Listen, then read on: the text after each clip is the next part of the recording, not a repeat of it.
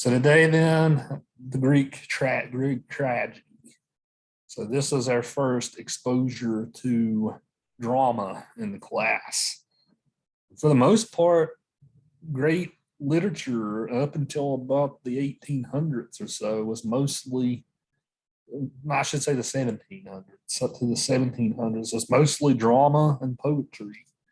Right? You had poetry taking the form of epics, but you also have shorter poems. So most of the stuff we're going to read up until about the 1700s, it's mostly the poetry or drama. So they didn't really have novels until the 1700s. The 1700s is when the novel was invented. The 1800s is when the short story was invented. So we won't get to that kind of writing until much later in the class. But so yeah, they're our first instances of Greek tragedy. So as far as these plays go, they were mostly written and performed in Athens. Right, Sparta had some plays, but not anywhere near the level to which they performed in Athens. Right, Athens was the big cultural powerhouse of the Greek world. Right, and around the time that all this stuff was written, like Oedipus the King and Medea, this was called the golden age of Athens. Right, so this is when Athens was ruled by a guy named Pericles. Right, Pericles was a democratically elected leader. Right, so Athens did a lot early on to have duly elected leaders. Right, they were a straight up democracy. Right, they weren't a republic necessarily like America is today. That was what Rome more or less was. Athens was a straight up democracy. So popular vote won. Right, so Pericles helped lead them through this great cultural age. He also led them through wars with Sparta. There was the Great War during this time was called the Peloponnesian War. And pretty much Athens and Sparta fought each other for about 30 years. Sparta ended up winning. Sparta did end up winning. So after that, the great age of Athens sort of tapered off a bit. But even though Sparta won, it wasn't much longer after that till Alexander the Great conquered all of Greece, including Sparta. Right, so the Spartans conquering Athens really didn't have that many detrimental effects to culture. But this was the great time period, right? This is when the philosophy was being written, like from Socrates and Plato and Aristotle. Right? Aristotle was actually Alexander the Great's tutor, right? Which taught two giants in history, right? Aristotle tutored Alexander the Great. It's kind of crazy to think about. But yeah, this was the age of philosophy. This was the age of great drama. So you had the three. There's not a lot of Greek plays that have made it to us today. There's probably about 50 or 60 that you can still readily read today, mostly from 3 or 4 authors. You have Sophocles, who wrote Oedipus, Antigone, Oedipus Rex. You had Euripedes, right, who wrote Medea here. You had Aeschylus, I think is how you pronounce his name. Then you had Aristophanes. Aristophanes was the comedian of the lot. The other ones were tragedy writers. So you'll get your glimpse of Aristophanes on early next week when you read Lysistrata. That's a comedy about That's a comedy about women wanting to end the Peloponnesian War, right? So they start withholding sex, right? That's pretty much what that play's about. Shenanigans ensue from there, right? I'll definitely be interested to hear what you guys have to say about that one next week. I think it's hilarious. I think it's a funny play, even by today's standards. But comedy is one of those tricky things, right? Comedy, what's funny in one time period might not be funny in the next, right? But I think that play holds up. But Sophocles is more of like a straight up conservative writer almost. Like his plays were usually all about setting some type of moral or example for the people to follow. And that type of, so his plays were kind of almost what they call didactic. Whenever we use that term didactic in literature, that means a piece of literature that has some type of moral message or instruction, right? Something to help make you better morally. So that was almost the function of a lot of Sophocles' works. Oedipus is probably no exception, right? There's a moral message or a warning of sorts to everyone in this play. We'll unpack what that is when we get there.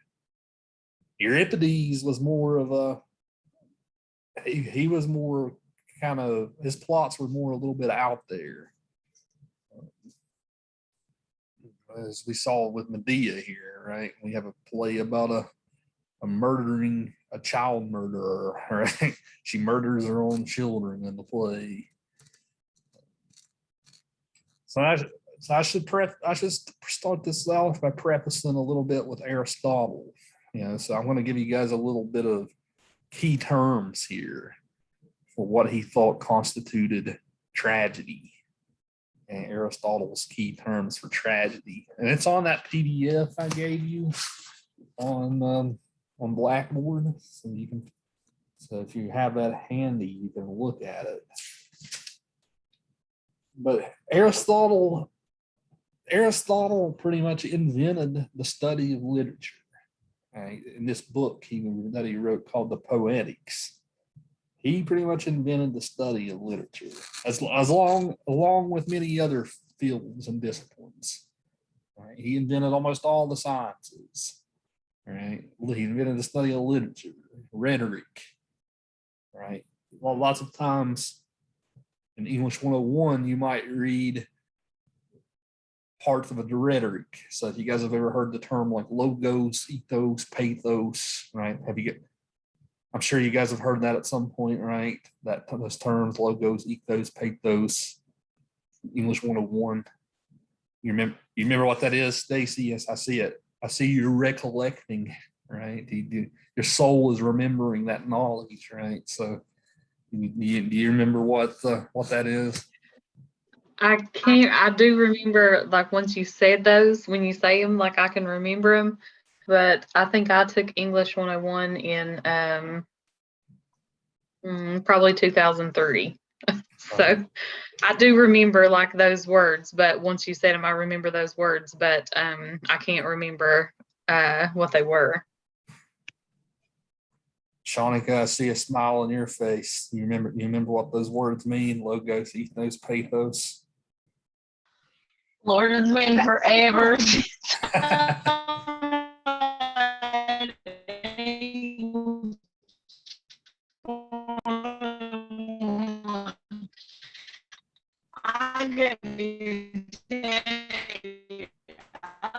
There's some noise somewhere. I don't know where it's coming from. But yeah, to refresh you, okay, logos means like if you're trying to persuade someone, what's the first three letters of logos? L-O-G, right? What word starts with L-O-G? I know you guys know it. You try to persuade someone through L-O-G, then what's the rest of the word? logic, right? Logos is logic. So you try to persuade someone through their logical skills. Ethos is your credibility, right? So if you don't have any credibility, then that diminishes your persuasiveness. So like, let's say, for instance, you're giving a speech, maybe you're not dressed right, right? Or maybe you stumble over your words or what have you, right? That type of thing diminishes your credibility. Then you have pathos, which is the appeal to emotions. Right? So this is when you really start persuade someone by hitting them in the feels. Right. So that Aristotle invented that type of study. So he influenced English studies, what we call English studies today, in two ways, right? He influenced how we write and try to persuade people. Right? He influenced how you give speeches and oratory. And he also influenced the study of literature. So I'm going to kind of flesh out for you guys his different terms and ideas for plays. Then we'll kind of dive into Oedipus to see, to see how this works. His ideas do not hold up for Euripedes. Right? Aristotle did not like Euripedes' work. You guys will figure out why here in a second once I kind of flesh it out for you. So the first big thing to say about, so Aristotle said, here's what a tragic play is. He's the one who invented the idea, right? Here's what a tragic play is. So he said, the first thing he says is that it should be about one person, and pretty much that one person should at least be virtuous in some way, right? Or someone who might be on top of the world and who can kind of fall, right? Somebody who's at least got good intentions, right? So you don't have a tragedy if you have somebody already bad at the beginning of the play, right? You want to feel sorry for this person that you're getting ready to see bad things happen to. Right. So he says, if you're a piece of shit, right, you do from the very beginning, right, it's kind of hard to feel sorry for you. It'll be interesting to debate what you guys have to say about that, because that's one of the main reasons why he didn't like Euripides. But Medea had questionable character even from the beginning of the play, right? So how hard is it to feel sorry for her after everything that happened, when she had already killed her brother, right, to even get with Jason? So how hard is it for her to feel sorry for her after she gets dumped by Jason, right? Definitely hard to feel sorry for her after what she does, right? So it should be somebody that's likable, somebody who seems moral, right? That should be the hero of a tragedy, according to Aristotle. It has to have a beginning. It has to have a clear beginning, middle, and end, right? So he didn't like plays that maybe started in the middle and then went backwards and then forwards again, right? Aristotle wanted a clean beginning, middle, and end to the play. Right? He didn't want the author trying to play tricks. They did play tricks with epics, right? If you guys remember, the Iliad started in the middle of the poem, the middle of the action. The Trojan War had already started when the Iliad starts. Greek plays don't work like that, though, right? You have clear beginnings, middles, and ends.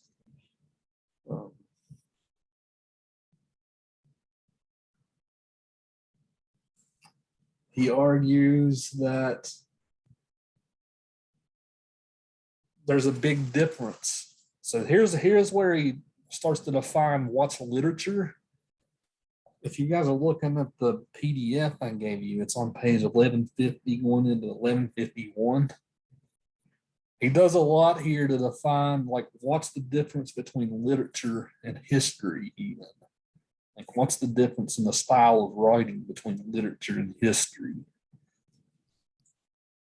He says, from what has already been said, it will be evident that the poet's function is not to report things that have happened, but rather to tell of such things as might happen, things that are possibilities by virtue of being in themselves inevitable or probable.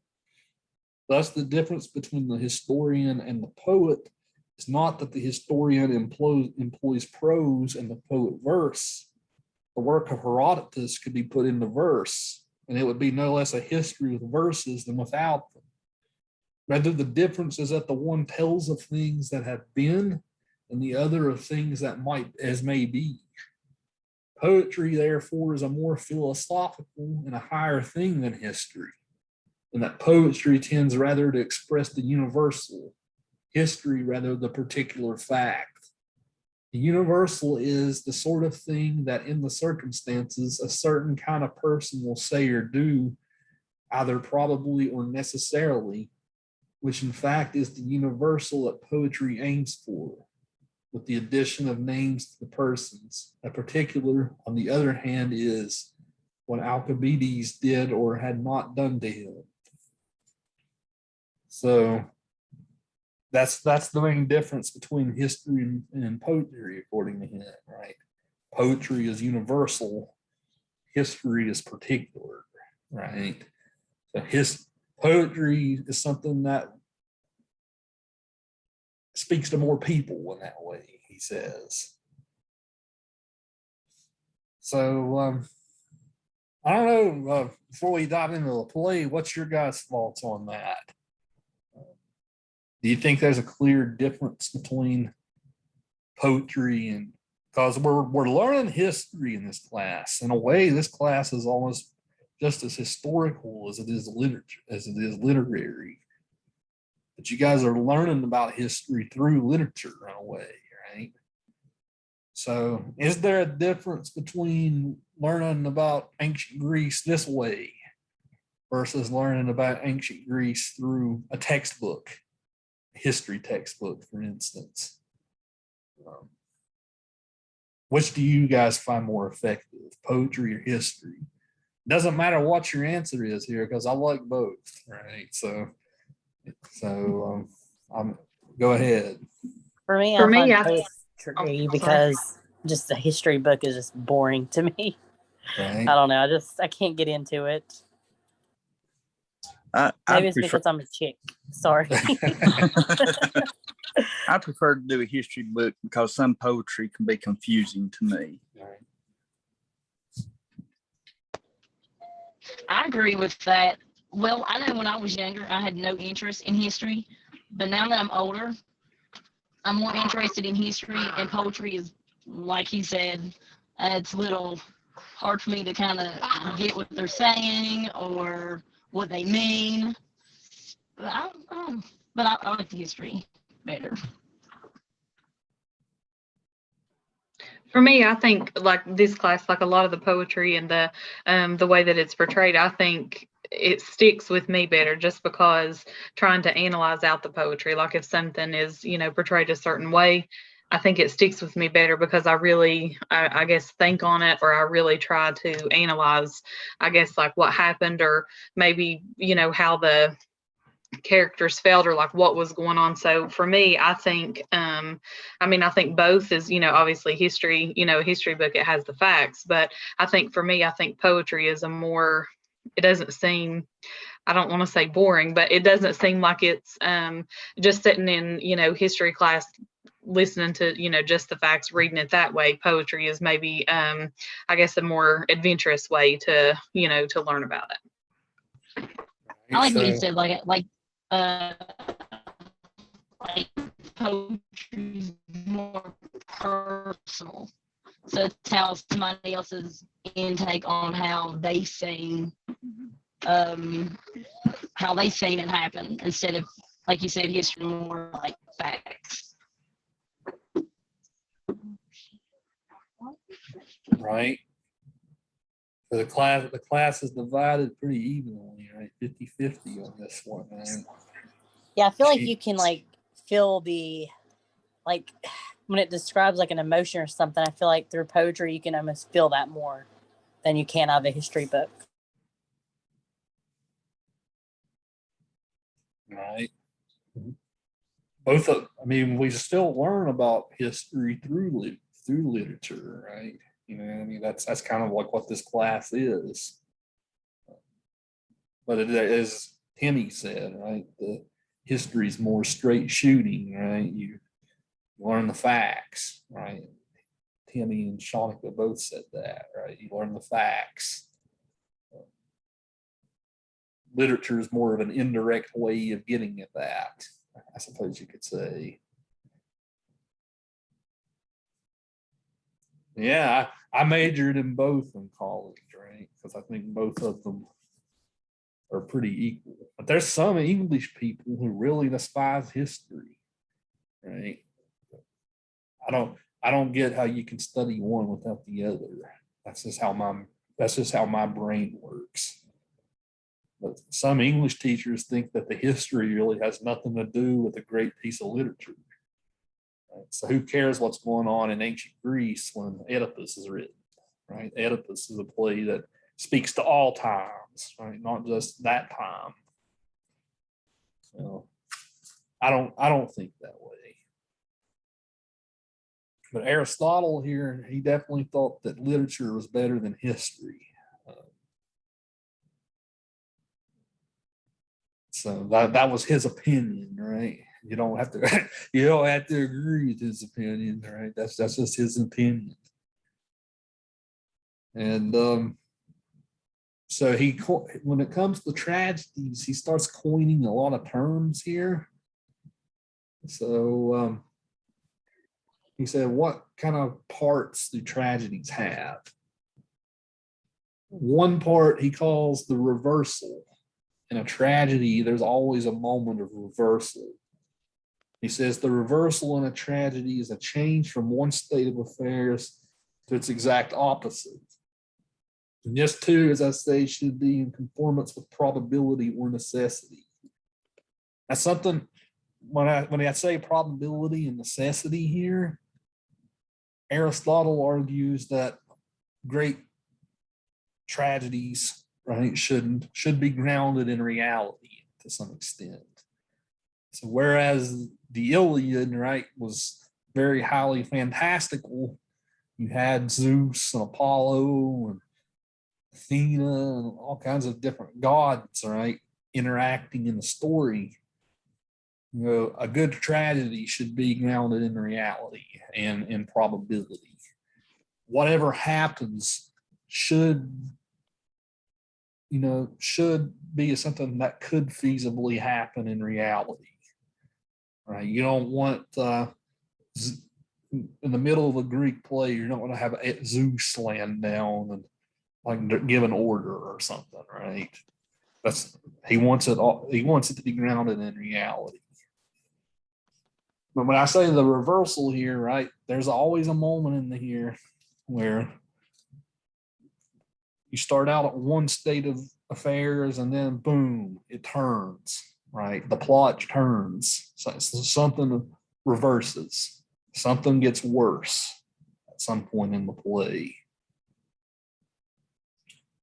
Then he has the term called recognition. He said recognition is a change from ignorance to knowledge, leading either to friendship or to hostility on the part of these persons who are marked for good fortune or bad. He even says here, the best form of recognition is that which is accompanied by a reversal, as is the example from Oedipus.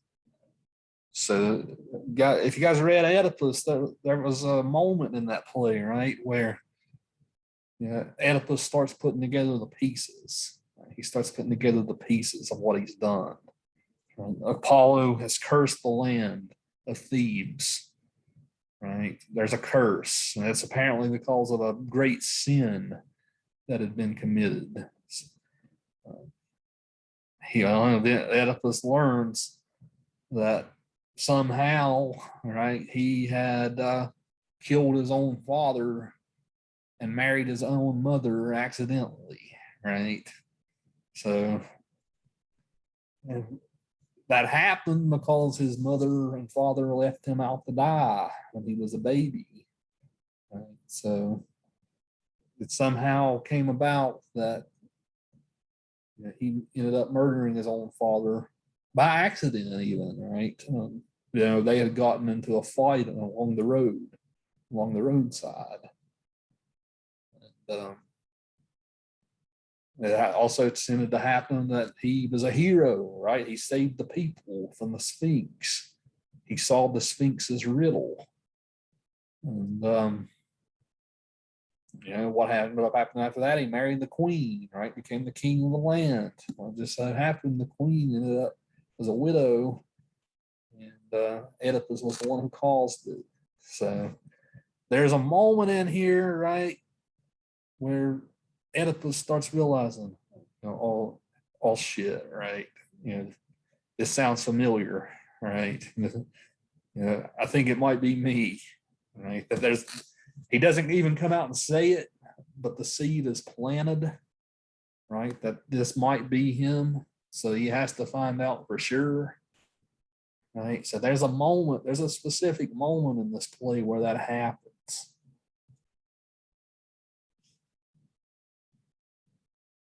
And then after that, in here, that's where he starts talking about how you can't really feel sorry for someone who's already wicked.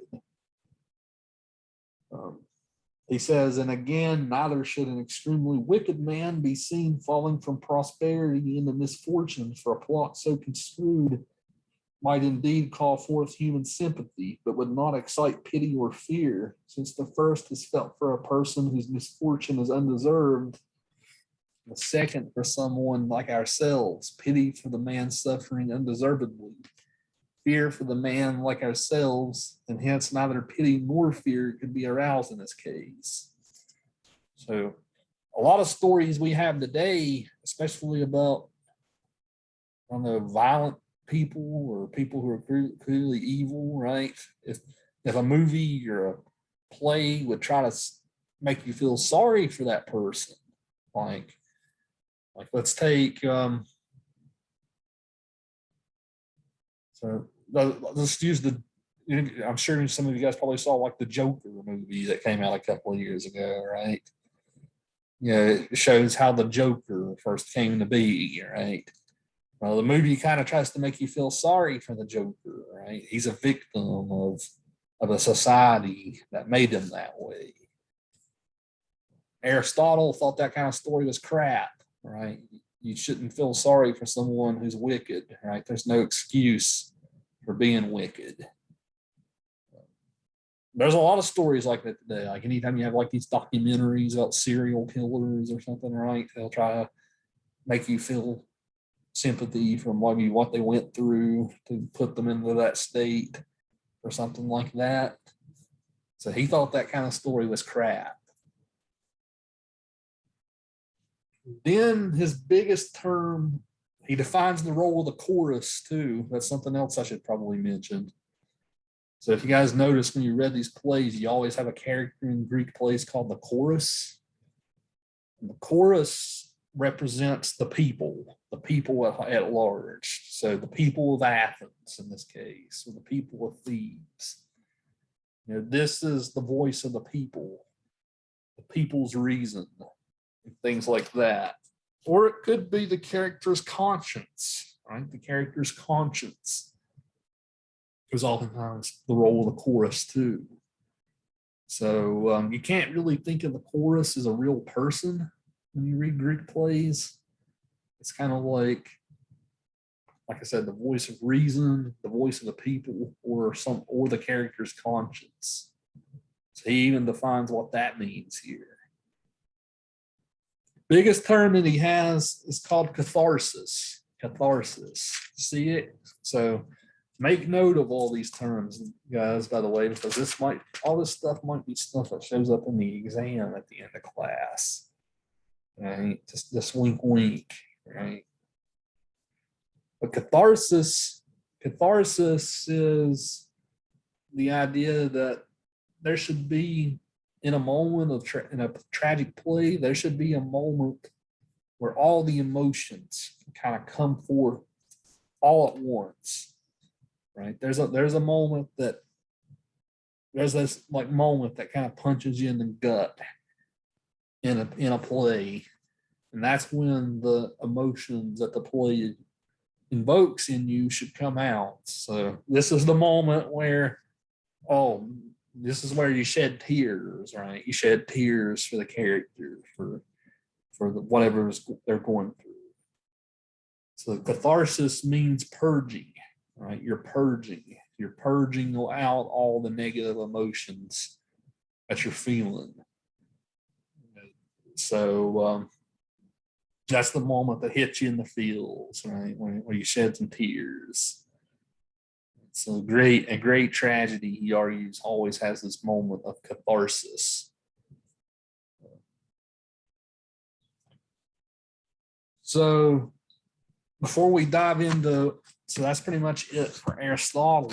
Before we dive into Oedipus, I'll ask you guys this question. Do you agree with Aristotle here? Do you think that a tragedy should always be about someone who's kind of like morally fine to begin with, who's then led down a bad path? Do you think tragic stories can be told about someone who's already bad? Maybe explaining why they are. And if you think that, you might disagree with Aristotle here. What's your guys' hot take on this subject? I think kind of like you said, like the Joker, they can kind of be bad and explains why they are bad. And that maybe I do feel like I cry because I feel sorry for him because they're mean, like people's mean to him. So I kind of think that way. Right. So you're not just a monster, right? Monsters are created. Right? Yeah, you have like a reason why he's like that.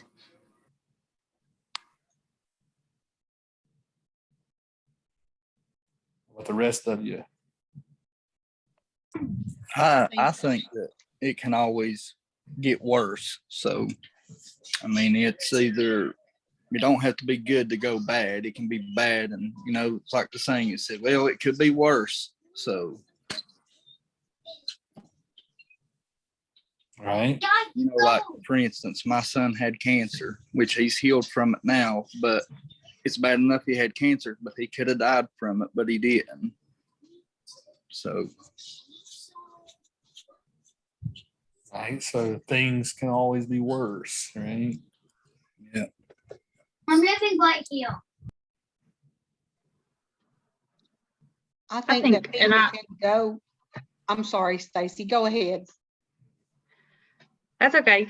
I think that I do kind of agree with Aristotle, but there's always cases where you can see reasoning from all aspects. But I do think just from us being human, just from us being just having our own judgmental selfish ways, I think that it is I think that it's easier to kind of look at things like like you were talking about the Joker, or like any character, like when you automatically hear of someone that's bad, or you automatically hear of someone like a villain or somebody that's that does bad things, I guess it's easier to kind of look at them and not feel sorry for them. But then they're people too, and you kind of look at like the movie The Joker and stuff, and then it's like, gosh, he was people were mean to him and different things. So but it's easier, I think that it's easier to just kind of look just to be judgmental of people and to look at it that way. What was you going to say, Sherry? I think that most people, they don't start out as being evil. I think that life kind of turns them that way. The thing and sometimes they adapt so that they can survive. And then I think maybe somewhere along the way, they start to enjoy the evil. And then sometimes they get sick of the evil and they make changes for the better. So I think as humans, we just have the capability of being able to change, that we're not set in one or the other, that we're either wicked or good or vice versa. Right. Yeah. It's like people who are born in the projects, it's a lot harder for them to get out because they're molded by their environment. So it's just a lot easier to fall in to that lifestyle of selling drugs and gang banging than it is for you to take a different path and get out, because most people who try to take a different path end up getting picked on by gangs or whoever. And I mean, it'd just be you try to survive. And then, like, on that said, like, they are some people who are get stuck in projects, but they were born innocent and not knowing. So then you hear the story of their storyline, like the Joker. You just kind of fell into a situation, then you become easy because you adapt to the circumstances or situation that you're into. But I think it's just interesting. I mean, not just most of the stories that you see, like we can go with Twilight, or I've been watching Vampire Diaries, something like that. They start off innocent, start off with a great life. Then, of course, boom, something bad happens. Of course, they're looked at as the bad guy because people don't see their past. And then once the past is explained, then you're like, oh, okay. And then there's redemption and everybody's like, oh, we love that one, blah, blah, blah. But yeah. Right. Yeah, you bring up a good point there, Shanika. Right. There's lots of characters like that the redemption arc is sweet. Right. Yeah, Sherry, it made me think your comment made me think just now, right? Even in your work, you deal with people who have done bad things, right? But it's a tragedy that they had done bad things, right? So you're all about trying to get them to a better place, right? Yeah, Sherry, for those of you who have, Sherry usually comes on Thursdays, but for those of you who don't know her, she works with recovering addicts. That's what she does with her work. Work with women who, and it's usually women, only women. I don't know if I could handle men who struggle with addiction because it's difficult enough with the women. But yeah, they have been through some things. And just like Shanika said, they were born innocent, but their lives, it took them on a different path. And, before I went into this career, I always thought, well, this was something they chose. But my education into it has led me to believe that addiction is truly a disease. Their choice was taken away after first use. And so it does make it easier to have compassion for people now.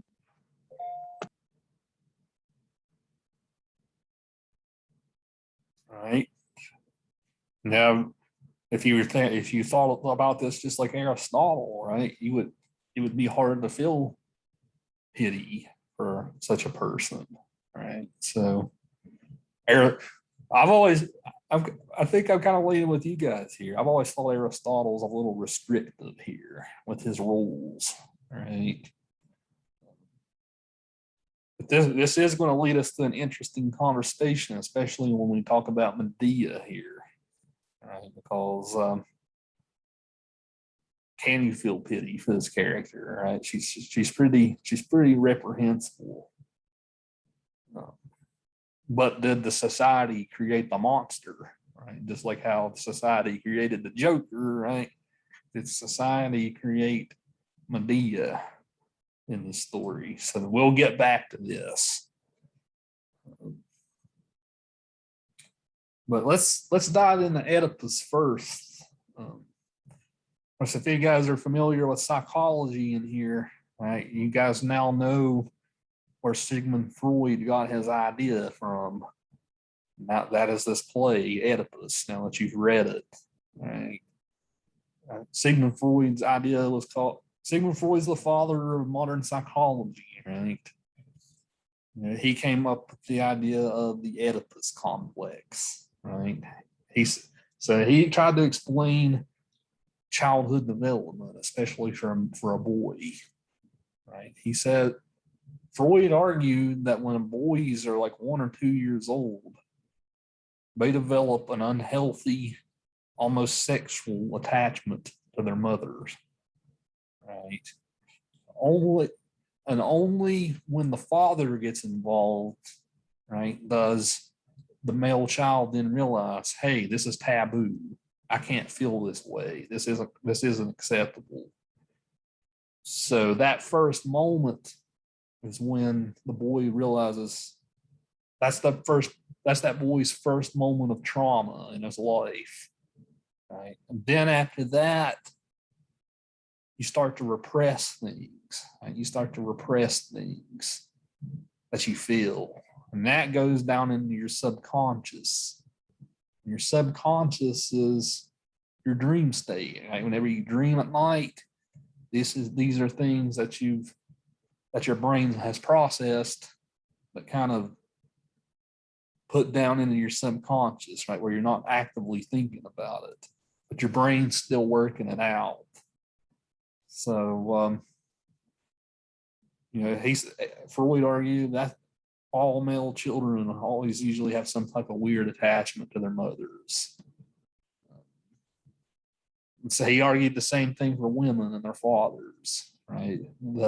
That also comes from another play by Sophocles called Electra, right? That the same thing for women and their fathers is called the electric complex, and that causes all kinds of issues, right, in a person's life.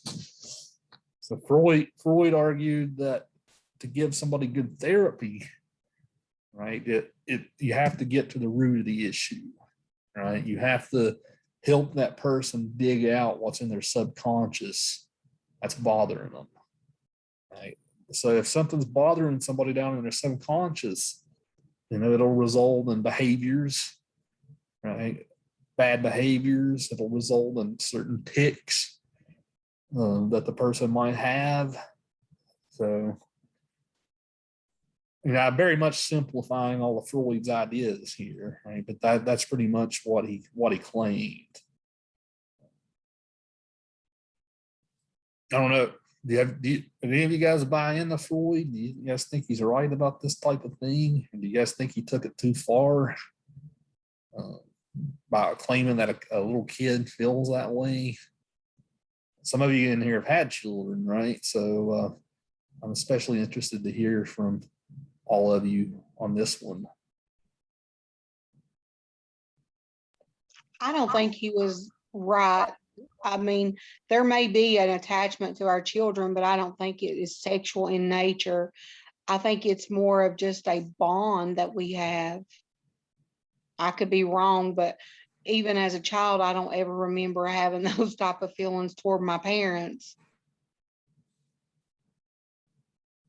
Right, it's hard to think of an innocent kid, right, having a feeling like that, right?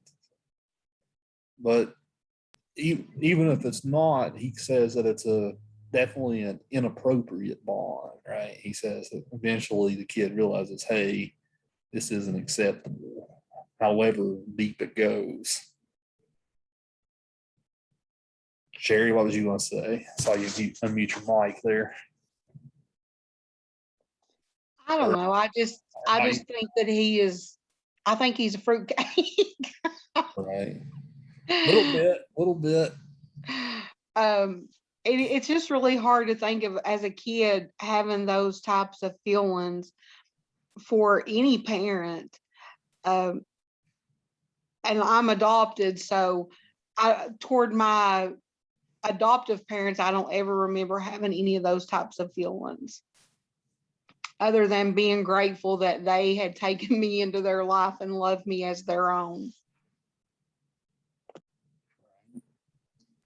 I agree, like how Sherry said that it was like a bond. Like I do think that he kind of maybe took it a little bit too far because I have two boys, and one's 13 and one's 9, and there's a bond there, but it's like a trusting, protective bond. It's not necessarily like the bond and the communication that me and my spouse have, just the way that I view it, and that's with me having two boys. But my parents divorced when I was really young, so my dad, he was around, but he wasn't like in my life every day. And but that's not something but I think it was kind of maybe a little bit too far with that.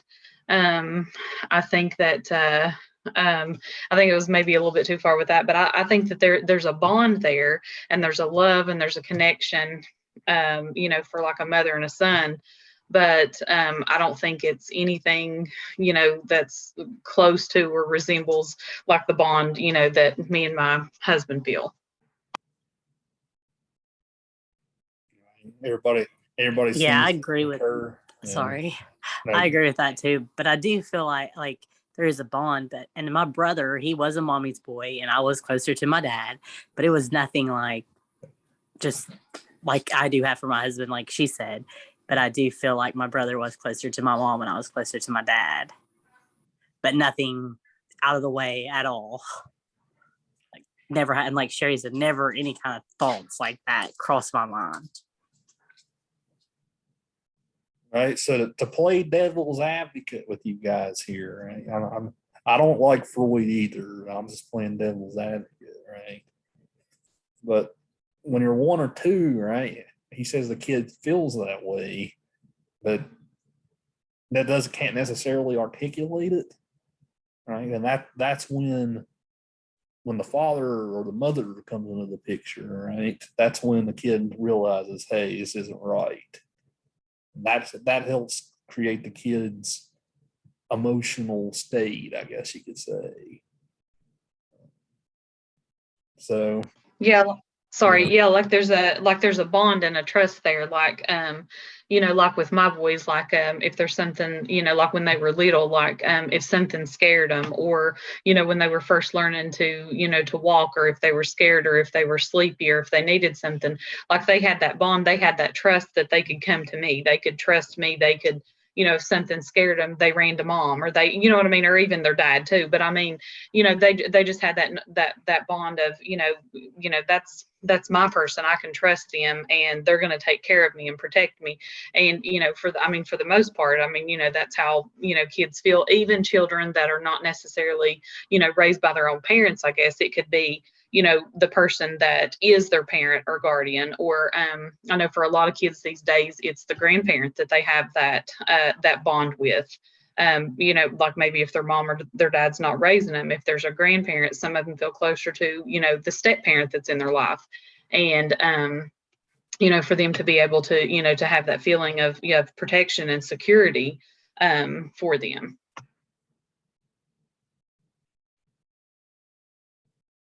what's your thoughts on this, Timmy? You're the only other guy in here, right? What's your thoughts on this one?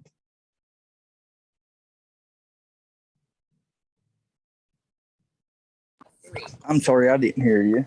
So what's your thoughts on all this stuff, right? The boy growing an unhealthy attachment to the mother or the daughter with the father, right? Do you think Freud's right? No.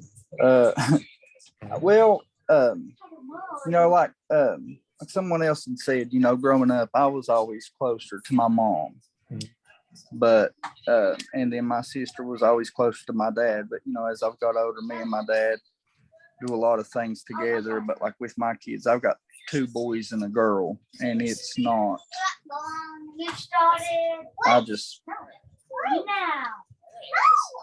I can't wrap my head around how anybody could get those type of feelings. But I have close bonds with all 3 of my kids. Love them dearly, but like my little girl, I don't even want her to have feelings like that for any man, nonetheless me. Right.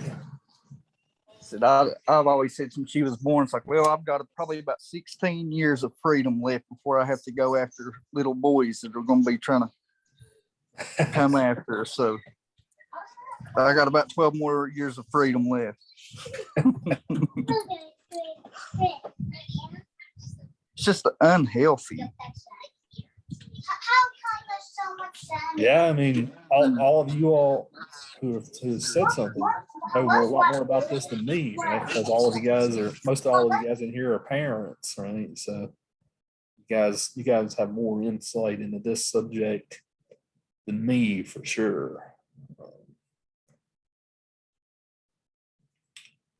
But though, maybe there is something to it. You kind of got me thinking, because think of the men who do end up molesting their daughters, or women who end up molesting their sons. Maybe there is something there.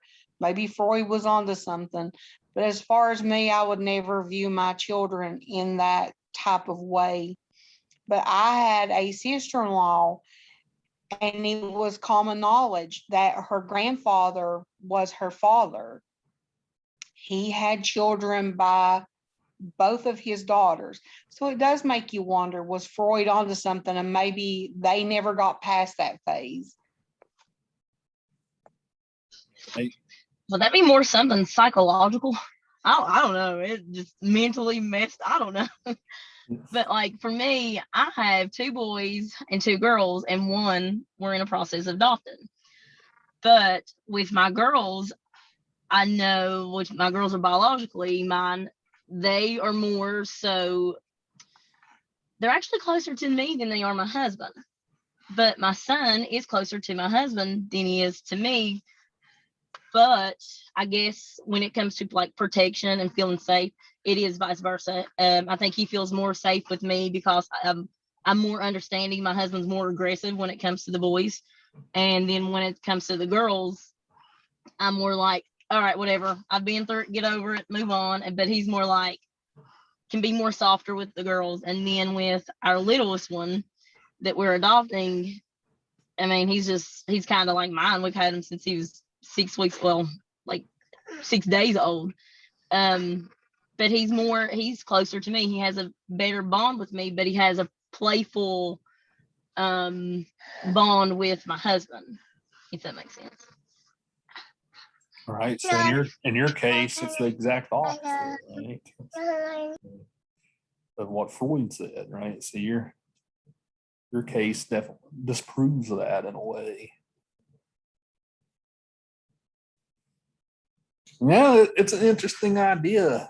I don't know how much you guys talk about this type of stuff in like Psychology 101 or whatever, right? But this is the basic idea that psychology was even founded on, right? So without Freud, there wouldn't be psychology today. So of course, even today, like you have counselors and then you have psychiatrists, right? Psychiatrists deal more with brain chemicals, the chemicals in your brain, chemical imbalances and all that, right? Whereas psychologists might deal more with like, what's the heart of your issue? How can we solve your issue? Right? Not necessarily giving you medicine, right? But solving the root of your problem. So even today, there's 2 approaches to it. So diving from Freud's theory, right, that he derived from the play to the play itself now. What did you guys think of this? Especially Oedipus, right? Did you guys agree with Aristotle here?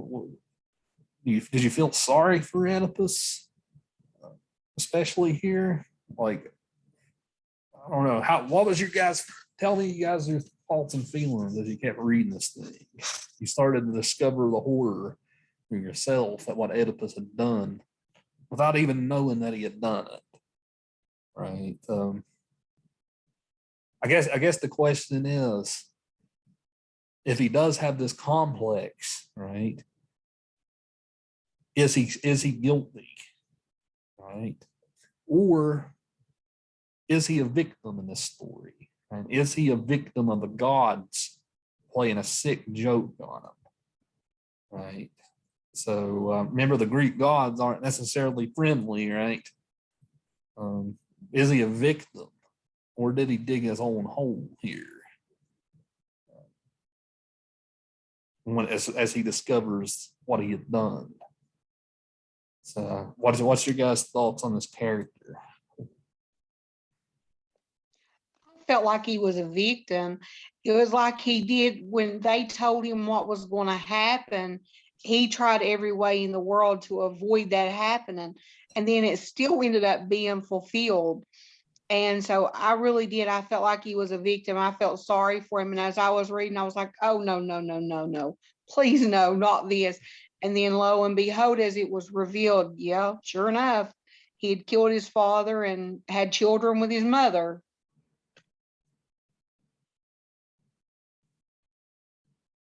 Right. Yeah, you're right to point that out, Sherry. Right. He did have that prophecy to them early, right? He didn't know that he was fulfilling it, even as he tried to avoid it. I thought so too. I agree, like with what Sherry was saying. He had this prophecy, that was over him, and he was trying everything, to avoid the prophecy of what he thought.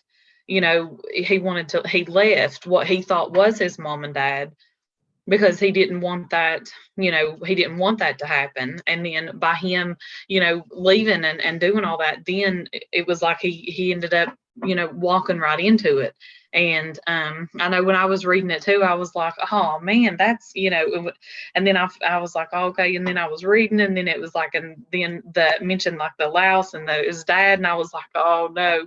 But yeah, he tried to, that was his prophecy, and he thought, okay, you thought I'm going to leave, I'm not going to go there, I'm not going to stay there, I'm not going to go back. And then he ended up walking right into what the prophecy was.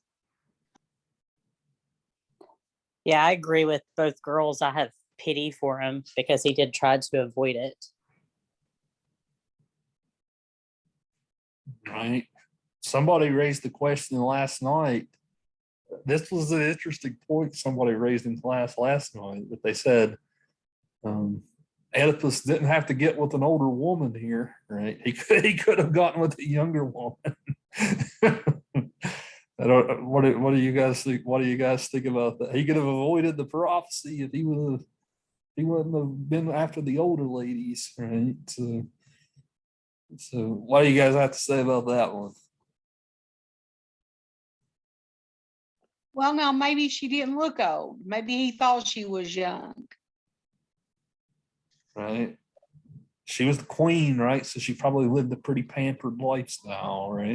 I was gonna say the same thing. I was gonna say maybe she didn't, because I've got a friend. Her mom actually looks younger than she does, and everybody thinks when they do see them out that the daughter is her mom because of how she looks. So yeah, with her being a queen and all of that, that's what I was gonna say too. Maybe she didn't look young. I didn't think of that, but maybe she didn't look young. Or I mean, maybe she didn't look old. I'm sorry. Maybe she looked young. With that, Yeah. with the life of being the queen too, he could have been sucked in by that lavish lifestyle. So it could have not been so much about her looks either. Yeah, I mean, he probably care less what she looked like. She's the queen.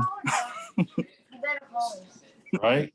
Yeah, I mean, you're right to point that out, Timmy. People just didn't get married just for love back then, right? Oh yeah. Yeah, I can see that for power. He could have married for power or maybe he could have went for power or looks, either way. Back then it was all about power. So Right. I'm almost 50, and I like to think that I do not look 50. So just saying. Yeah, you can imagine, like, what if she was like 13 or something when she had Oedipus, right? Which wasn't outside the realm of possibility at that time, right? By the time he's 20 or something, she's only like 33, right? So I mean, it's not outside the realm of possibility.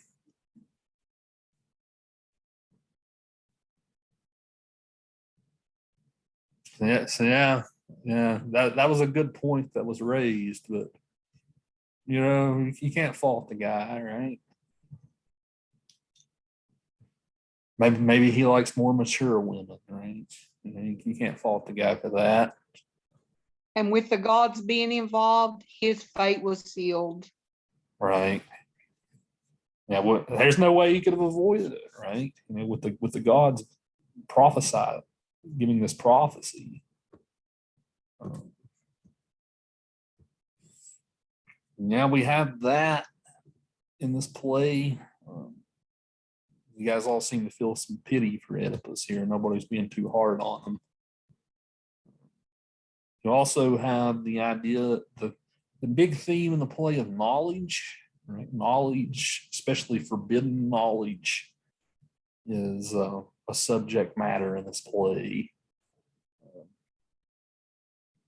And sight, knowledge going along with sight and vision, right? That's another thing that's going on here, right? You guys noticed at the end of the play, Oedipus tears his eyes out. Right? He feels such shame for what he's done that he tears his eyes out. Why do you guys think he tears his eyes out? Why do you guys think he does that?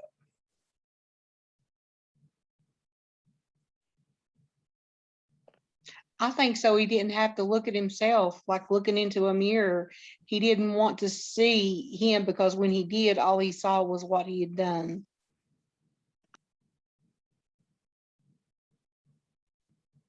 Right. Yeah, I think you're pretty spot on there, Sherry. Well, and considering that it's probably felt like his whole life, the only thing he's ever seen was a lie. So the only thing you see is lies. You don't want to see that anymore. I mean, not the best way to go about it, but Right. I think, yeah, both of you guys are right here, right? He saw something, he saw lies, right? He saw ugliness. Yeah, it was, his not, whenever you talk about sight, right? The sense of sight isn't exactly the most reliable sense we have, right? Because you can hallucinate, right? There's lots of ways that sight isn't really our best sense as far as understanding reality. We rely a lot on our ears and our nose, right? Our tastes. Sight doesn't reveal a lot. So, the fact that he did suddenly see, right? He did suddenly see, and he saw how ugly it was, right? I could see where he would want to go into darkness that way, right? Kind of like what Timmy just said. There's a bit of irony in the play too, right? Because we also have this character of Tiresias. Tiresias is our blind prophet here, right? He's Apollo's prophet. It's always Apollo causing all this grief, right? And he causes the grief in the Iliad, right? At the beginning, he's causing some grief here as well by putting another curse on the people, right? But Tiresias is Apollo's prophet, right? So we have the irony here too that Tiresias is literally blind. He's the only person in the play that knows everything that's going on, right? So sight and knowledge don't necessarily go hand in hand, if I'm making sense here.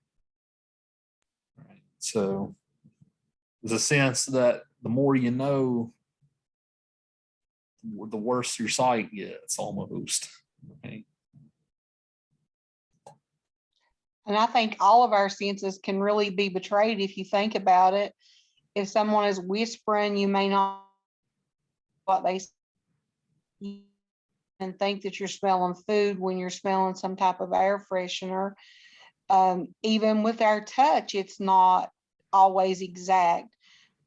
Think of like going through the haunted houses. They used to skin the grapes and tell you were touching eyeballs. So, you know, all of our senses can be betrayed. But I thought it was interesting because the prophet told him when he knew the truth, he would also want to be blind.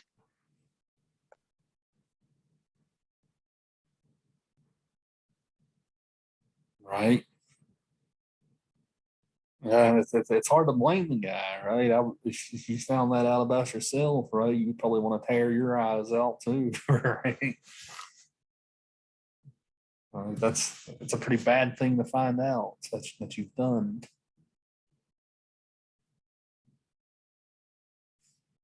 Yeah, there's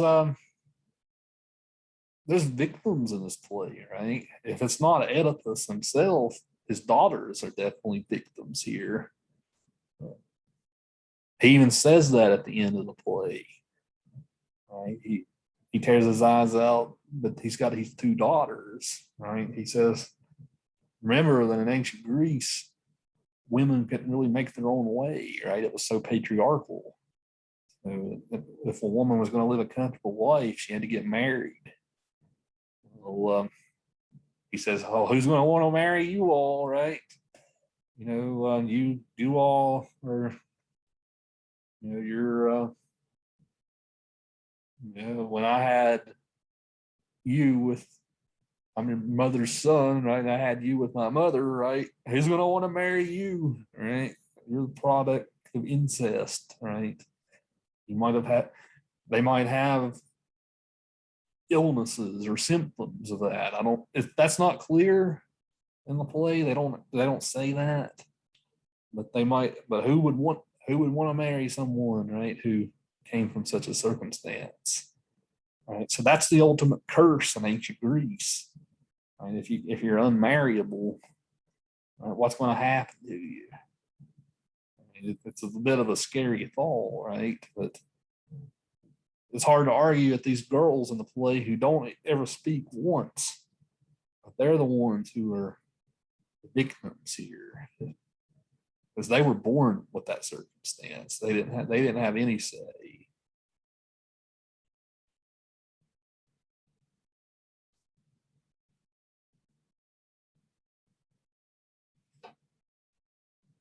This is all tricky philosophy, right? Because you ask yourself, how much do you blame on the gods or God, right, for the way your life's going? Right? How much is it your own actions? Where does free will come in here? Well, the gods decide the fate, right? Oedipus kind of spins his own web into it, right, to prove them right. So where do we draw that line, right? Where do we draw the line of blaming God or blaming ourselves for what we've done? And you know, I have to wonder, did his mother know that she was his mother? Because when he was trying to pry into it to get the information, she was like, I'm asking you to just leave it alone. What good is going to come out of it? So then she ends up hanging herself. So I don't know. It just made me wonder, did she know who he was? Yeah, I don't. Somebody asked this same question last night, Sherry. I don't. You guys, I might be wrong here, but I got the sense that when she married Oedipus and had this relationship with him, she didn't know. But when all these clues started coming in, she started putting two and two together a lot faster than he did. Right. So that's at that point she said, "Hey, dude, leave it alone. Right? If you leave it alone, you don't want to dig up these skeletons in this closet. It's going to lead you only down a path of suffering. So just leave it alone." Right? So and that's my answer to that of how I've always read it. Right? She puts it together faster than he does. Remember, she's the one that's got a lot of skeletons in her closet too, right? Because she stuck her own kid out to die when he was just an infant, right? It has tended to happen sometimes in ancient Greece, right? They had that she did it because of this prophecy that he would grow up to do this thing. So she lays him out. She lays him out to die. And the only reason why he's saved is because of that shepherd, right? Saves his life. So, yeah, she has her own skeletons, right? But she starts to put it together quicker than he does. Right? Especially in ancient Greece, like especially Sparta, if a kid was born with like a physical deformity or mental illness or something, they would leave them out to die. Right? It's pretty harsh. They did do that type of thing.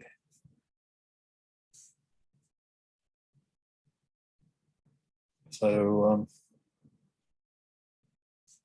yeah, when she learns about how her husband was killed and all that, right? That's when the dominoes start adding up. The same question can be said about her, right? If she would have married, she knew about this prophecy, but she married a younger guy, right? He was much younger, right? So if you were trying to avoid the prophecy, would you do that? Maybe she didn't have a choice in the matter as a woman in ancient Greece, right? Maybe that's the case. But still.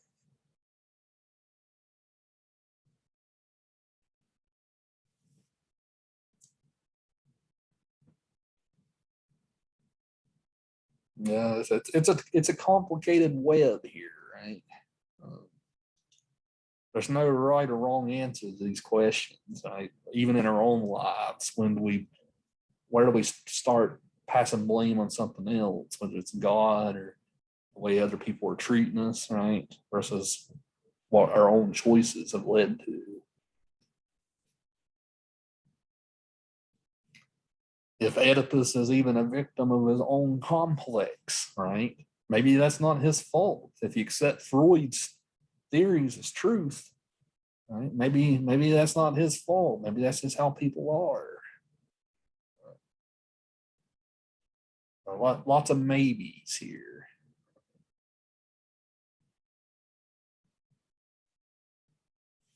All right, any final thoughts on Oedipus before we move to Medea?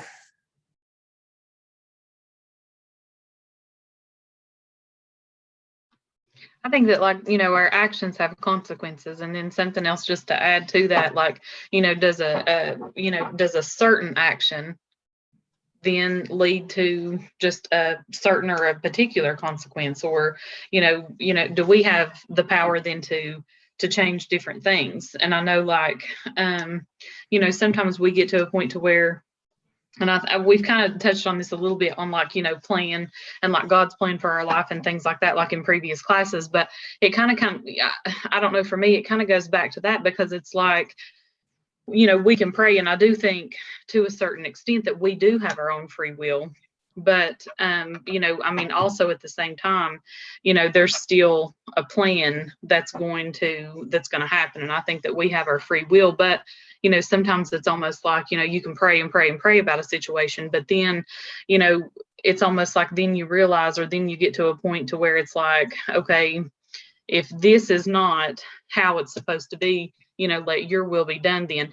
But I think for him, like, his fate, it was destined to happen. And even though I think for him to add to the part, like, with him, like gouging his eyes out and things like that, like he even tried to avoid, he knew what the prophecy was, and he tried to avoid that. And he even went so far to, like, leave his family that he thought was his real mom and dad, to leave that and to try to completely avoid the prophecy. And then I think that was part of it too. Like, he spent his life trying to avoid the prophecy, and he ended up running right into it. And then once he realizes that, then the shame and, like what you would feel by doing that then, because you strive so hard to not do that.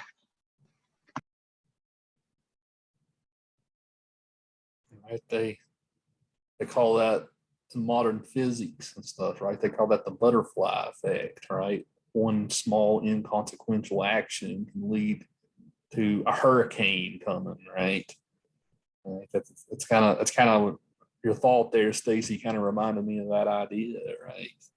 You don't know where one small action, where that's going to lead. That's almost outside of our hands, right?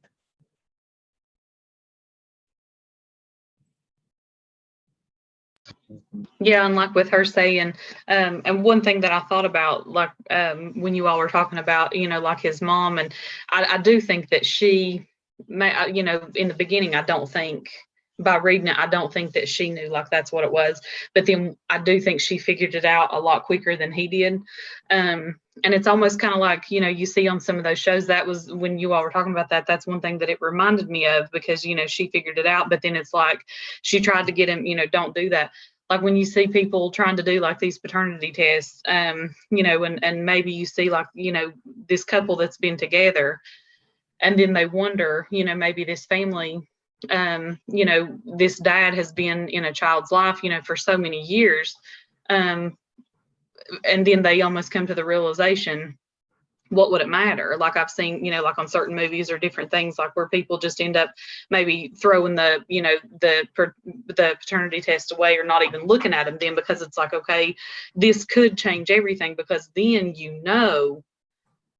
they're not, the actual parent or biological parent. And even though it wouldn't matter anyway, because they'd raised them or different things like that. But that was something that made me think of it, because she was trying to get him, to, just leave it alone, because I think she was figuring it out. And because he was kind of like it was almost like a detective story. Like he was like he was on the case. He was trying to get it figured out. And it was unraveling to her quicker than it was to him. And that's what that kind of reminded me of, in situations like that. Yeah, I'll share you this fact with you guys. My own mother recently figured out, like, when she was born, who she thought were her parents, that was really her aunt and uncle. Like her uncle, what happened was her real dad died at a very early age, at like 25 or something. So they had my mom as this really young baby. So they ended, like back in the day in like the 50s and 60s and stuff, they would sometimes even like give the kid away, right? So she recently even found that out, like she was actually given to who she thought was her real parents. So she I think she would have been better off not knowing that, right? But she ended up learning it, right? So that's an interesting thing that's happened in my own family, right? That was recently unearthed. Sometimes these things might be better left unearthed, right? As Stacy just aptly said. That's kind of crazy to think about, right? They had this kid and just gave it away to her sister, to the sister-in-law, right? That's how it worked. It's kind of my situation. Really? Yeah. So the baby that you see that's running back and forth in the car, he is my husband's biological nephew. But he was left at the hospital unwanted, and we decided that we would take him. But he also has older siblings who don't have any relationship with his or rights or viewing whatever rights with their mother. But we also, because of the situation, there is other siblings. We have decided that we are going to be open with him and tell him that, we are his biological aunt and uncle, but, he's ours. But I think in some situations, to be open and honest at the beginning is more important than wait. And then later to find out, because of all these different things. And today's world is so small, and people find out before the person even knows, and it's so crazy. But definitely believe in being open at an early onset.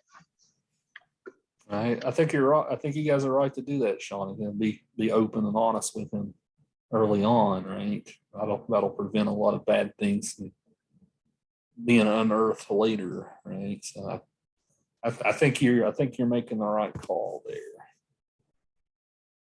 Just from my opinion.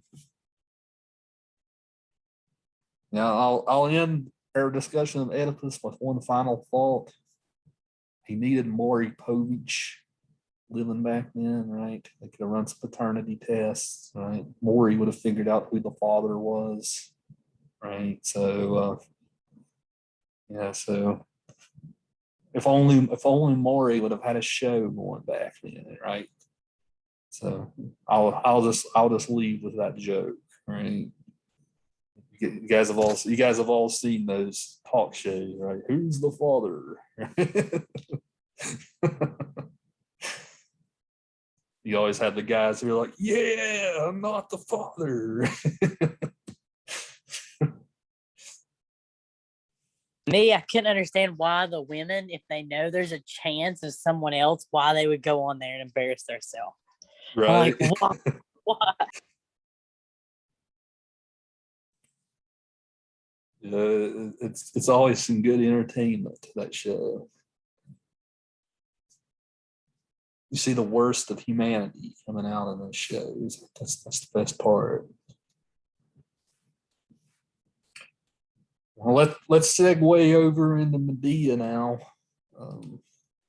So again, in this play, we learn at the beginning that she had done some questionable things to even get with Jason. But suddenly she's stuck in a bad place. Right? Jason is leaving her for another woman, right? Who happens to, as Timmy said earlier, right? Being oftentimes married back then, not just for love, but for money. And so Jason's marrying the king's daughter. So he kind of leaves Medea behind, right? She'd sacrificed everything to be with this guy, right? She sacrificed her family to be with this guy. And then suddenly he's going all free bird here and wants to leave her behind, right? So she's stuck here with these children that she has with him. He claims that part of the reason why he's getting married is so that those kids that he had already had with Medea will live a more comfortable life, right? They'll be related to the royal family, right? So they'll have that privilege. Well, we learn that the kids are getting exiled with Medea. Like they're completely kicking her out. Like they're telling her to go out in the desert and live somewhere. So he uses that as an excuse. Is that really an excuse? Right? He's fine with them getting exiled. So this is a guy who's abandoning his family, right? So this is a play about, you guys know the cliche, hell hath no fury like a woman scorned. Right? You guys know that cliche, right? That's what this play's all about, right? Hell hath no fury like a woman scorned. So I guess we can start. Do any of you guys feel, well, you guys know what Medea does, right? She wants to get at him, right? She wants to hurt him in the worst possible way and sacrifices her own kids to do it. Right? So she's clearly mentally ill in some way, right? To even do something this horrible. But I don't know what's your gut. There's lots of ways we can go with this character. I'll just see what you guys thought of it. What do you guys think of this character as you read through it? I've never seen anybody hurting their own kids, but I see how you can get in such a rage that you do something and then you regret it because, we've all been mad where we did something. So I feel bad for her there, but what she does, I don't understand that. So I don't have really pity for her, but I can see of doing something of just because you're so mad and just in a rage.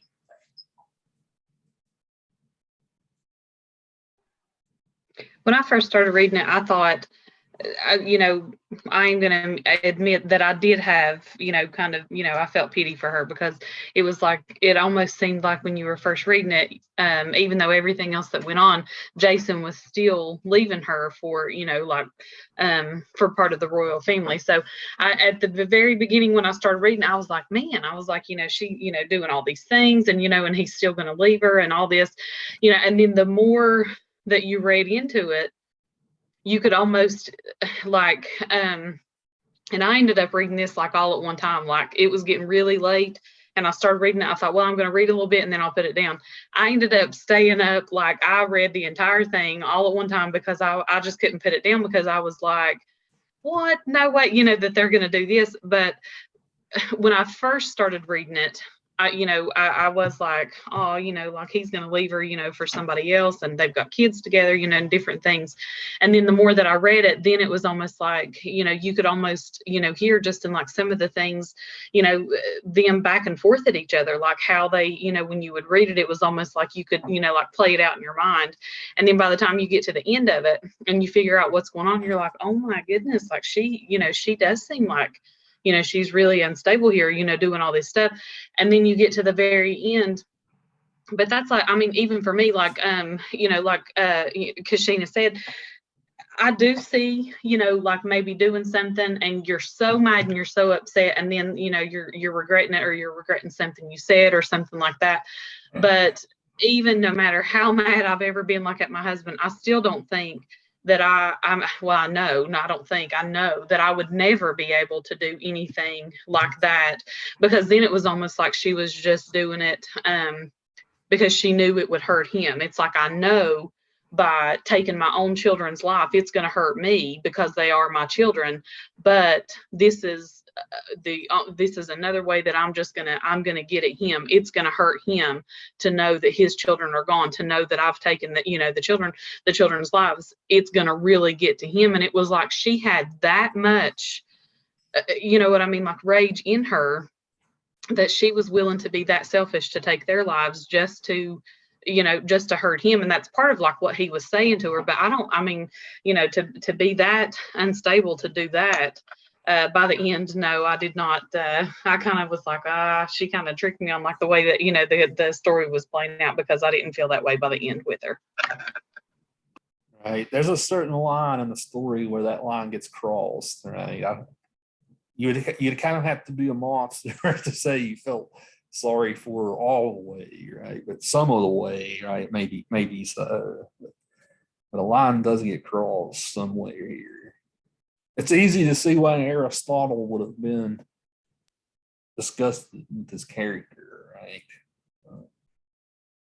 But it brings up some of the same points we raised earlier, like even like about the Joker, right?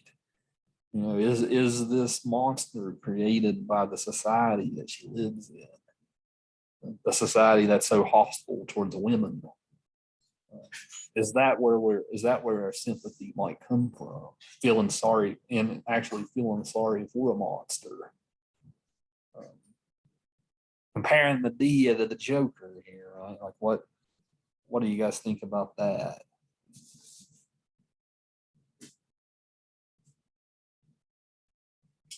I can see that just been pushed over to the edge, or like I think of a kid in school, like someone bullying them over and over, and then finally they just do, you know, shoot them or do something just because they've had enough. And you feel bad that they did that, but you also just feel pity for the kid because they've got bullied so much.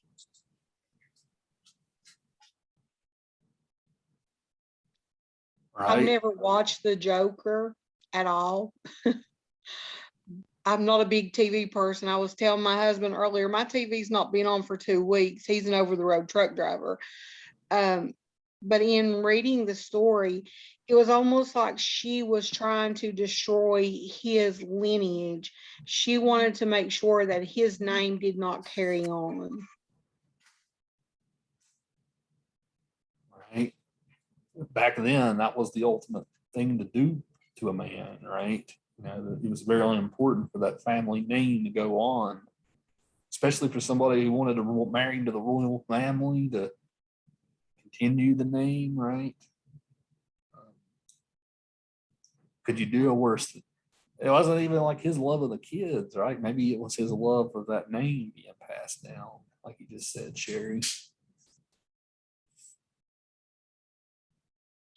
Yeah, because 'cause- prior to him killing him, he didn't pay any mind to him. He wasn't too worried about him. He walked off and left him. But I just don't understand how a mother could take her own children's lives despite someone. But even in today's society, we see that they thought, well, I'll punish my husband, I'll punish my wife, and I killed the children. I don't understand that. So I do think that is probably true mental illness. And she probably always had mental illness. And with what he done to her, it just pushed her over the edge.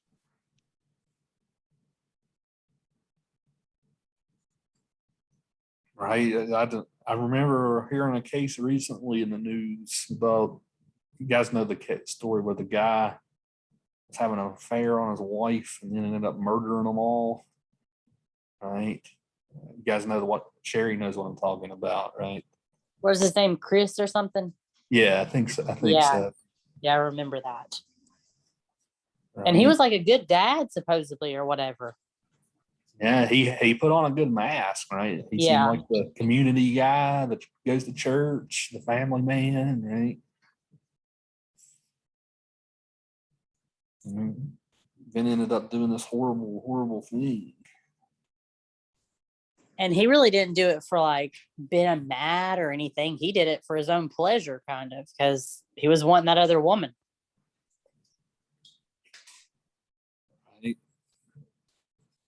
In a way, what he did was even worse than what happened in this story, right? Because, yeah, I agree. A lot worse.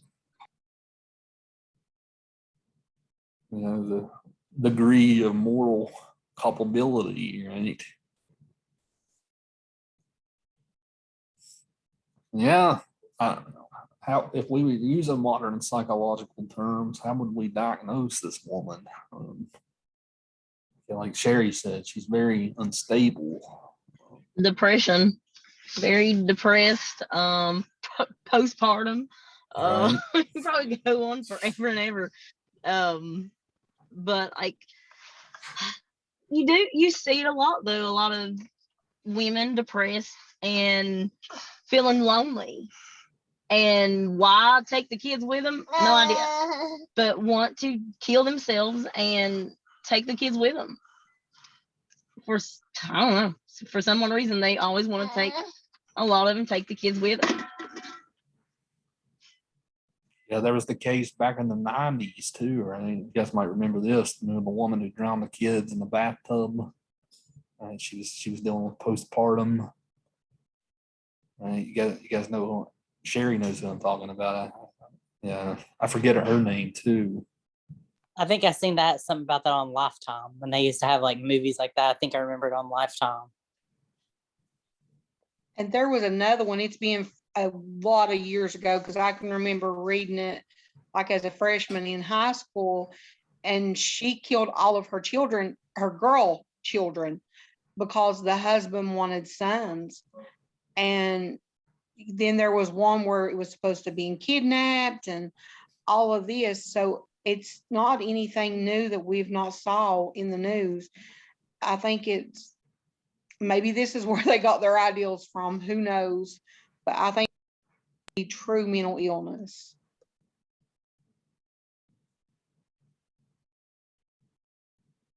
I mean, I remember when that woman in the bathtub killing her kids in a bathtub story came out, right? A gigantic public reaction against her for good reason, right? But she was going through this postpartum stuff, right? You know, with that kind of thing being untreated, that can get bad, right? And you know, a lot of the drugs that you're seeing hit the streets today are causing things like that. And of course, I can't disclose names, but I talked to a lady and she was telling me that she is being charged with trying to drown. Said do that. She was on meth and she thought that her child was on fire and she was trying to put out the fire. But CPS, of course, when they or the law, whoever arrived first, they wasn't seeing a child that was on fire. They was seeing a mother trying to drown her child. Well, yeah, that's crazy. That's a crazy story.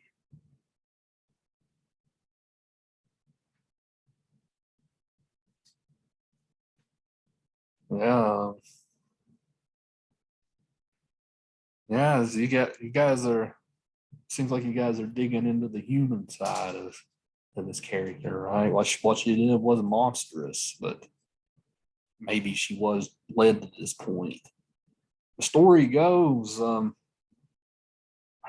way that she met Jason in the myth, right? Jason was after this mythological object called the Golden Fleece, right? Which Medea's family protected.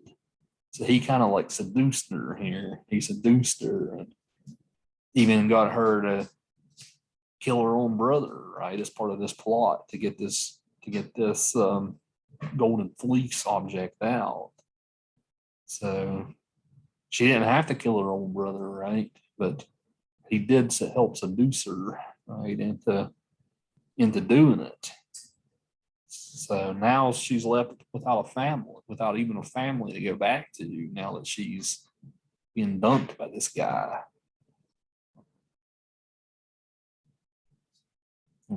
It's a bad situation, right? Again, though, that even leaves the question, she's a murderer at the beginning of the play, even, right? So should we feel pity for this woman as it goes on, knowing she's already done that crime? Right?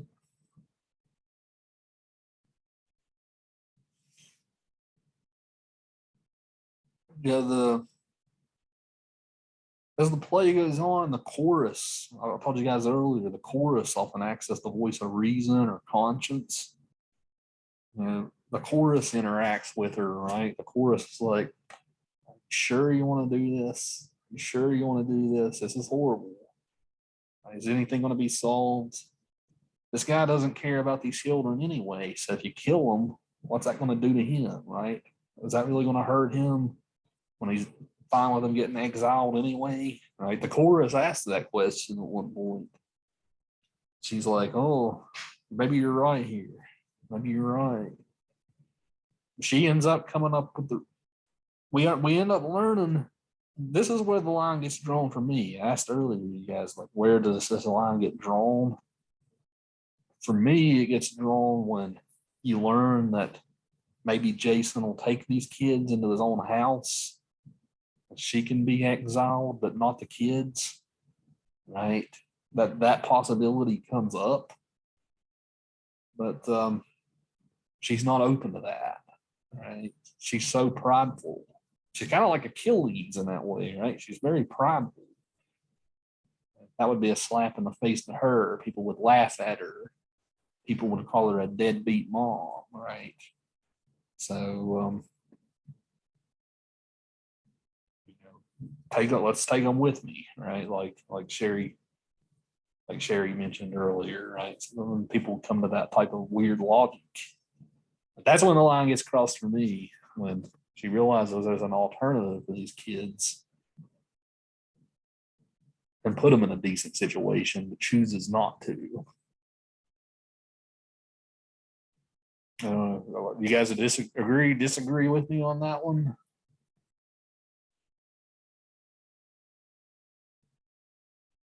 I agree with you. Yeah, the way she does her crime is pretty horrible, right? I mean, she poisons this. She's got magical powers, right? She does have magical powers.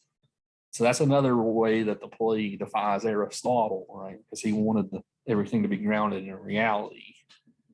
She has these magical powers, so she curses this these clothing that she's given to the new queen, the new wife, right? The new wife dies in a horrible way, right? Her skin melts off. Her dad's does too, right? Because he's trying to like hold on to her, right, while she's going. So that's bad enough. But you think to yourself, the kids are going to go that way too, right? They're going to touch this clothing, right? That's how you think it's going to happen. But it doesn't happen that way, right? She literally gets the kids alone in a room and goes full Michael Myers on them, right, with a sword. Right, so they're screaming. You hear the kids scream in the play, right? Help me, right? So she doesn't even do this indirectly, right? She gets her hands bloody here, right? Doesn't even seem to care. And so she gets that mad, I suppose, mad in the you go nuts sense. And the bad thing about the play too is there a moral message to the play? She gets away scot-free at the end, right? You learn that she has this chariot from Apollo. He'd give that she already had. He didn't give it to her right then, right? She had already had it. So she just kind of flies off, laughing and cackling at the end, right? So.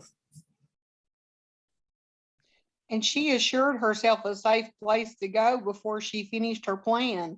And his only requirement was that she get there and he would make sure that she was safe. So she could have took her children and made sure they were safe as well, but that would have been too easy, I guess. Yeah, there's no you're right here.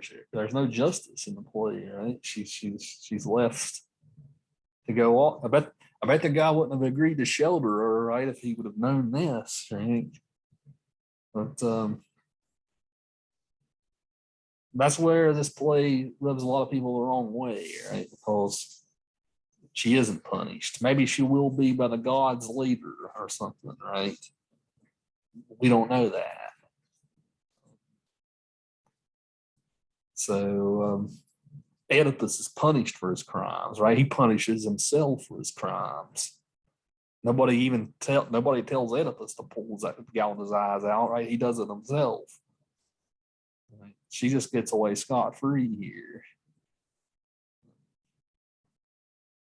But I guess the question here is what's a more realistic ending? Sometimes justice isn't served, right? Sometimes justice isn't served. Sometimes people get away with stuff. So if you're going to say Euripedes didn't give justice here, right? That's not a clean ending. Well, maybe that's more close to reality.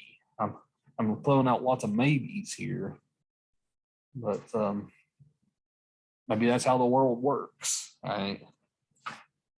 You guys have any thoughts on that? How it ends? Why she gets away free?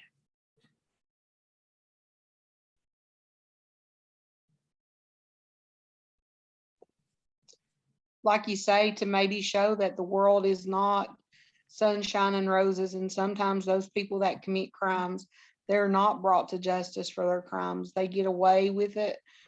I mean, it happens even today. So maybe that's why. That will be the only thing I could think, is just to show you that life's not fair. It wasn't fair for her what happened, wasn't fair for her children, and it wasn't fair that she got away.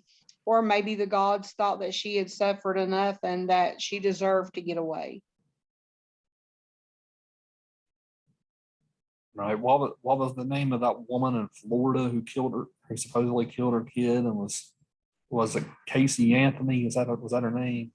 Yeah. Yeah, with that little Kaylee Anthony. Yeah. Yeah. Right. She got away with it. Right. So Yes, she did. Yeah, and everybody hates her now. She won't hardly go out nowhere. Yeah, there's the tabloids still follow her, right? Every step she takes. But Yeah, so maybe for her, she might have got away with it, like not going to jail, but she's also really can't live a life because people's gonna come after her or torment her or whatever.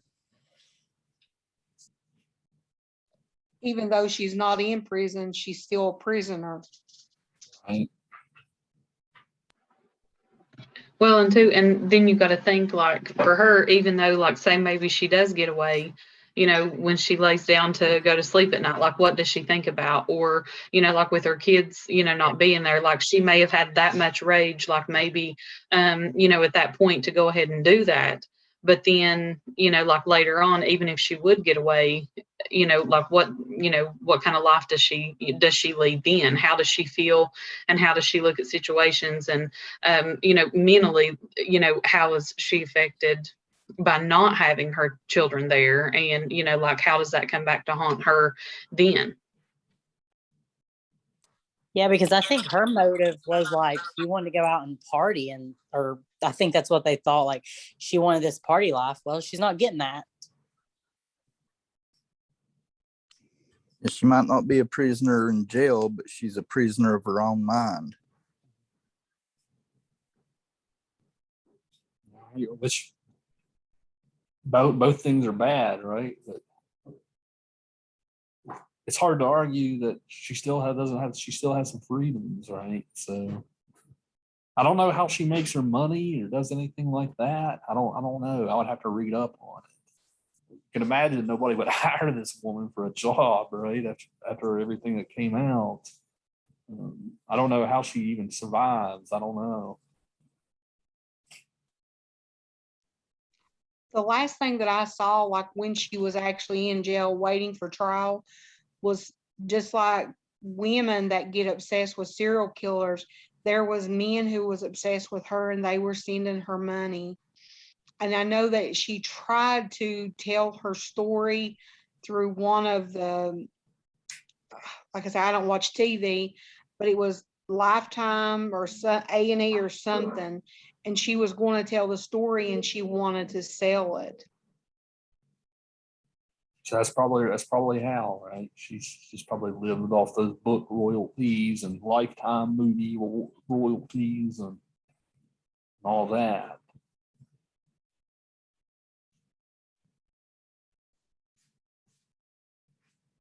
So it's hard to argue prison wouldn't have been worse for her, right? People that do those types of things in prison don't typically make it long in prison, right?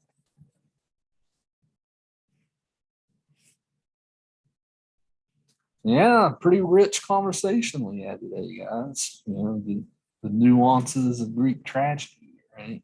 And these two plays are foundations of drama. They're still adapted today a lot. Like they'll take these old plots and put them into new settings, things like that.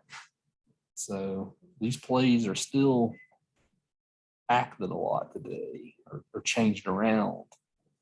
I know, like even when I was in high school, one of Sophocles' plays, Antigone, was adapted and put into like a Appalachian setting, right? So you still see even these plays being used today. So you guys now have a nice little intro to the theater, right? As we'll see as the class goes on, we're going to read more dramas. I think our next drama is going to be Hamlet by Shakespeare. And you guys will even see by the time we get to Shakespeare, drama changes a lot from the ancient Greeks into the Renaissance. So maybe for the better, maybe for the worse, right? That'll be up to you guys' own opinions. But you see the foundations of Western drama here with the Greeks. We owe the Greeks for so much, right? You know, if nothing else, I hope these first couple of weeks have shown you guys how they're the pioneers of what our civilization is today. Right? If it wouldn't have been for them, who would we be today? They're so much different than us, but so similar too. So again, remember next week, you'll read the comedy early in the week, and then you'll read Virgil, the Roman epic, the Aeneid, for Thursday. And so you guys will get the story of the Trojan horse. That's part of what you'll get, that story in that. And you'll also get the great love story of Aeneas and Dido, right? And how that goes horribly wrong. Right? Not as horribly wrong as Medea, right? But it still nonetheless goes horribly wrong. So another great old classical story. So you guys have a good weekend, a great conversation. We'll see you all again next week. See ya. See you. Bye. See you, Tim. You do the same.